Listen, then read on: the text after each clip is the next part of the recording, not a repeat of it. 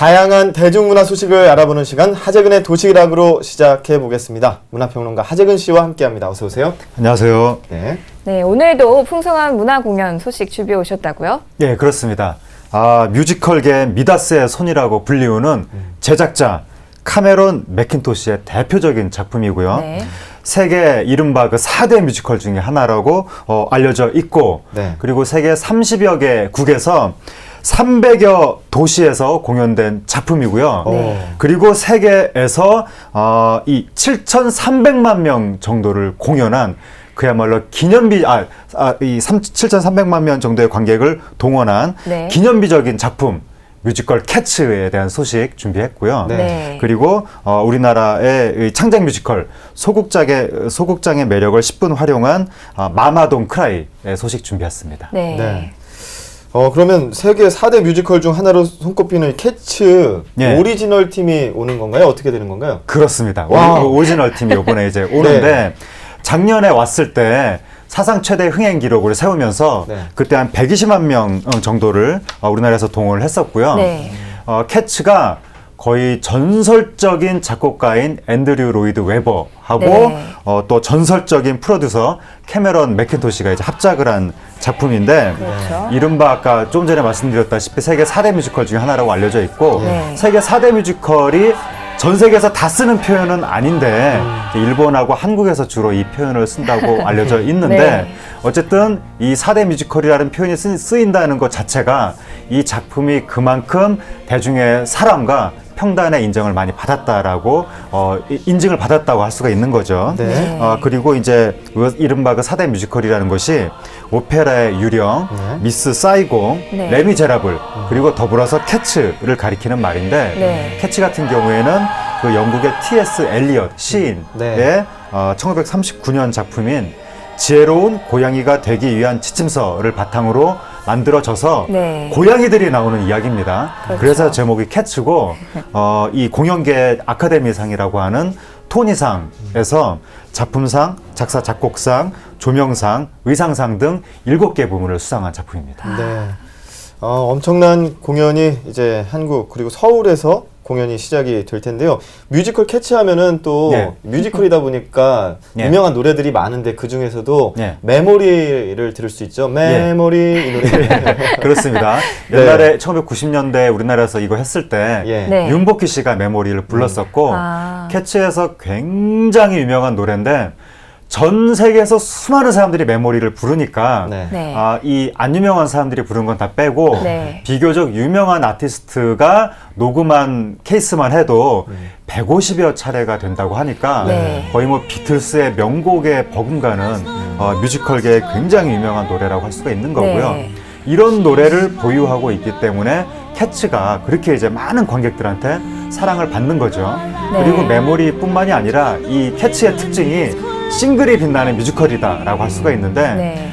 레미제라블이라든가 미스 사이공이라든가 이런 작품들은 아주 뭐 서사적인 스토리가 있습니다.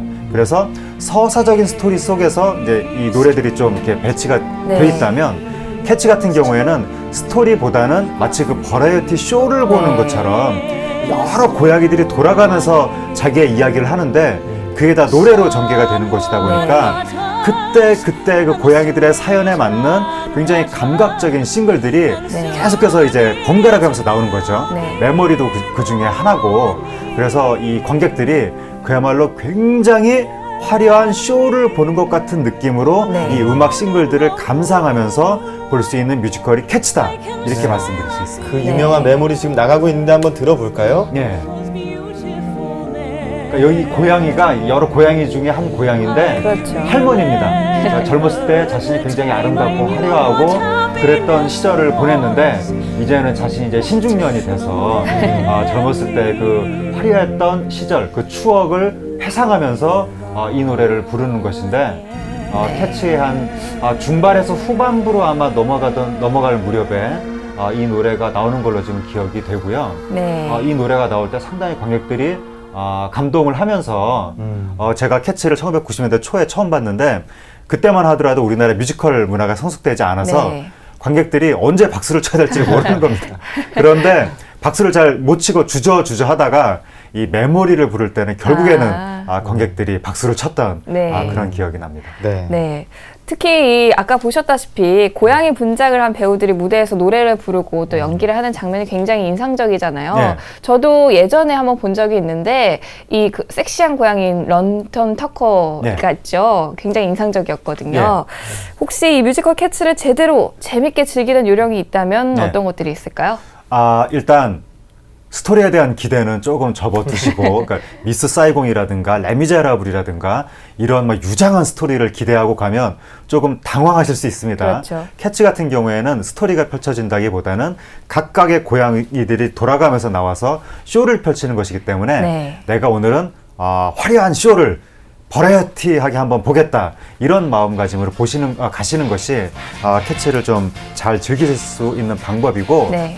그리고 다양한 고양이들이 나오기 때문에 이 고양이들의 이름이라든가 그 고양이들의 캐릭터를 미리 좀 알고 가시면 더 재미있게 보실 수가 있는 거죠. 네. 그리고 캐치는 시중에 그 OST, 그 음악 CD가 다 나와 있기 때문에 네. 미리 노래를 좀 알고 가시면 현장에서 이렇게 낯선 노래를 듣는 것보다 미리 아는 노래를 듣는 것이 훨씬 즐겁게 이 뮤지컬을 보실 수 있는 방법이고 그리고 과거에 제가 봤을 때는 고양이들이 이 관객석 뒤편에서부터 이렇게 네, 등장을 맞아요. 해서 이렇게 네. 막 관객들한테 뭐 장난도 치고 네. 그렇게 퍼포먼스를 했었는데 그런 어떤 새로운 퍼포먼스가 이번 공연에는 또 어떤 식으로 등장을 할지 이런 것들도 기대를 하시면서 보러 가면 더 재밌게 즐기실 수 있을 것 같습니다. 네, 고양이들의 화려한 무대 캐츠 잘 봤고요. 이번에는 뮤지컬 마마돈 크라이 만나보도록 할 텐데요. 어떤 뮤지컬인가요?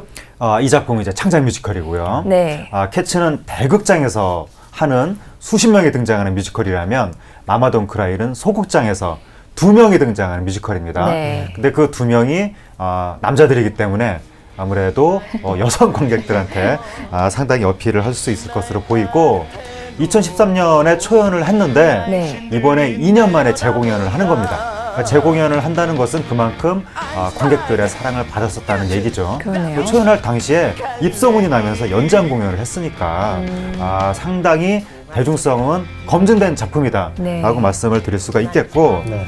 이 작품에서 이제 주인공이 천재적인 물리학자이지만 여자한테는 인기가 없는 그 프로페서 V라는 인물이 자신이 사랑하는 메텔이라는 여성한테 어떻게 하면 내가 사랑을 받을 수 있을까를 알아보기 위해서 네. 타임머신을 타고 과거로 돌아가서 그 유명한 뱀파이어 드라큘라 백작을 만나서 마성의 남자로 거듭난다는 내용인데 네. 너무 이 뱀파이어의 마성에 빠져 들다 보니 이제 여러 가지 일들이 펼쳐진다는 네. 그런 내용이고 벌써 이게 우리나라 연극에서는 흔히 볼 수 없는 굉장히 판타지한 소재 네. 타임머신 나오고 막 드라큘라 나오고 이러니까 그런 어떤 이국적인 소재가 주는 재미라든가 그리고 극 중에서 그 B급 코드가 잘 버무려져서 네. 이런 것들이 관객들한테 재미를 준다고 합니다. 네. 일단 등장인물이 2명이라고 하니까요. 네. 좀 궁금하기도 합니다. 배우 2명이 무대를 어떻게 이끌어갈까 혹은 네. 무대가 꽉 찰 수 있을까 이런 생각도 좀 들고요. 네. 어떤 매력이 있는 뮤지컬인지 좀 더 자세히 설명해 주시죠. 예, 배우 2명이 한 100분 정도를 끌고 가니까 네. 아무래도 좀 허전하지 않을까 네. 그런 생각들을 사람들이 하실 수 있는데 극 중에서 배우들이 워낙 활발하게 움직이고 프로페서 V 같은 경우에는 다양한 역할을 1인 다역으로 네. 변신을 계속 하기 때문에 관객들이 지루할 틈이 없는 거죠. 그리고 또 이 드라큘라 백작이 보여주는 마성의 매력 이런 것들도 상당히 이 여성 관객들한테 어필을 한다고 할 수 네. 있고요. 그리고 이 작품이 소극장 무대에서 펼쳐지기 때문에 그 소극장 무대의 매력을 10분 활용해서 배우들이 관객들하고 계속 소통을 하는 관객들한테 말을 건다든지 그리고 이 작은 무대 안에서 계속해서 배우들이 역동적으로 움직이기 때문에 네. 거의 지루할 틈 없이 상당히 재미있게 볼 수 있는 작품입니다. 네. 이 2명의 배우들도 100분 동안 연기하려면 꽤나 능력이 출중해야 되지 않을까 하는 그렇겠어요. 생각도 해보는데요. 2013년에 이게 초연을 했고 2년 만에 올해 재공연을 하는 건데 네. 어떤 점들이 달라졌을까요? 네, 이번에는 스토리 부분을 더 보완했다고 합니다. 그래서 특히 지난번에는 프로페서 V의 이야기에 집중이 됐었다면 네. 이번에는 드라큘라 백작의 이야기도 상당히 많이 추가가 돼서 네. 보다 좀 이렇게 균형이 잘 맞는 그런 스토리를 만들었다고 네. 하고 그리고 뮤지컬 곡들이 쓰이는 맥락이라든지 이런 것들도 좀 조정을 네. 해서 보다 관객들이 쉽고 편안하게 이야기를 이해하면서 볼 수 있는 그런 극을 만들었다고 하는데 그러다 보니까 일각에서는 이 극이 원래 갖고 있었던 컬트적인 요소가 조금 빠져서 아쉽다는 이야기가 나온다고 하는데 네. 그 컬트적인 요소라 함은 그 다양한 이 보편적인 관객이 아니라 소수 특정한 관객들의 취향에 딱 들어맞는 작품을 우리가 컬트적이다라고 네. 하는데 네. 컬트적인 요소가 빠졌다는 이야기는 대중적. 보편적인 관객들한테 일반적으로 대중적으로 접근할 네. 수 있는 작품이 됐다라고 네. 우리가 이야기할 수 있는 거죠. 아하. 그렇기 때문에 다양한 관객들이 부담 없이 재미있게 볼 수 있는 작품으로 재탄생했다 이렇게 말씀을 드릴 수 있을 것 같습니다. 네. 세계적인 뮤지컬 캐츠와 또 국내의 창작 뮤지컬인 마마 돈크라이까지 잘 봤는데요. 보면은 이제 대형 뮤지컬과 또 소극장 뮤지컬로 나눠볼 수 있잖아요. 혹시 예. 이 둘의 장단점 같은 게 있을까요? 대형 대극장 뮤지컬은 그야말로 화려한 쇼를 본다는 느낌이 있습니다. 그래서 대형 뮤지컬을 딱 보고 나면 내가 오늘 큰일 치렀구나. 엄청난 구경을 했구나. 네. 그런 느낌이 드는데 문제가 대형 뮤지컬은 영화 보는 거랑 거의 비슷합니다. 이 무대가 저기 멀리 있기 네. 때문에 일단 사람 얼굴이 잘 안 보이고 그냥 그 거대한 스크린에서 쇼를 내가 그냥 구경한다는 느낌 그런 느낌이 있어서 보고 나와도 배우가 어떻게 생겼을까 이게 잘 모른다는 그렇죠. 거죠. 네. 근데 소극장 뮤지컬 같은 경우는 바로 코앞에서 보기 때문에 네. 일단 배우 입에서 침이 튀는 거를 볼 수가 있고 네. 침을 맞는 수도 가끔 생기는데 근데 이게 뭐 불쾌한 경험이라기보다는 그만큼 그 배우와 내가 친밀하게 소통한다는 느낌이 강하게 들면서 이게 굉장히 그러니까 배우가 조금 작은 몸집만 해도 굉장히 크게 다가옵니다.